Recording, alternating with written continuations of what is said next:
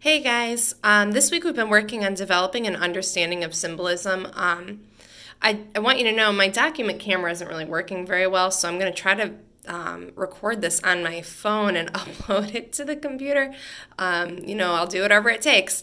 So we're working on developing an understanding of symbolism. We read A Bouquet of Wildflowers by Laura Ingalls Wilder.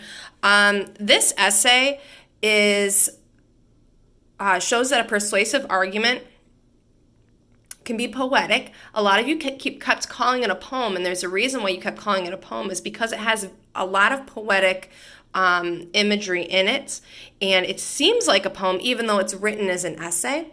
So it kind of has almost a nostalgic feeling to it. It makes is intended to give the reader this idea of long ago and remembering the past. So Wilder wrote this piece long before the publication of her popular Little House on the Prairie series. A Bouquet of Wildflowers appeared in the Missouri Ruralist, which was a journal publication, and she was writing for a column called As a Farm Woman Thinks. So she lived a very difficult but simple childhood, but she lived on a working farm. So having lived a life of frequent hardship and uncertainty while establishing and working for farms on the frontier lands, Wilder really could certainly speak with authority as a farm woman. And a lot of people read this, and it gave them this sense of longing for the past. It's very interesting to me that we're kind of seeing almost like a similar situation now where things have changed greatly in the last week. And it's just interesting that this is something that we have where we are now, and how we can kind of look back on the past and see that things have changed a lot for us. So what you're going to be working on today is called a memory wreath.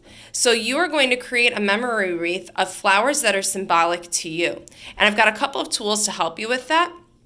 First, you're going to be using page 125 in your workbooks. So let me get this set up for you here. It says people have associated certain flowers with specific meanings for hundreds of years. In the Victorian era, 1837 to 1901, people would send bouquets as messages declaring love, friendship, rejection, appreciation, and many other feelings. So the chart on this page shows the meanings given to some popular plants and flowers. Keep these meanings in mind when selecting flowers for your own memory wreath.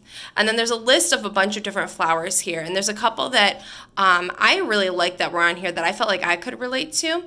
However, there are many other flowers that are on here that are not on here that could relate to me too. So you don't have to use the flowers off of this list. I'm going to post another website that might give you some ideas, or if you have some other ideas for flowers that you could use, please feel free to use those. I've also posted another video that's going to give you the directions. You're going to have two options for how to complete this wreath. So check into the other video. That's going to give you some more information about how to complete your wreath.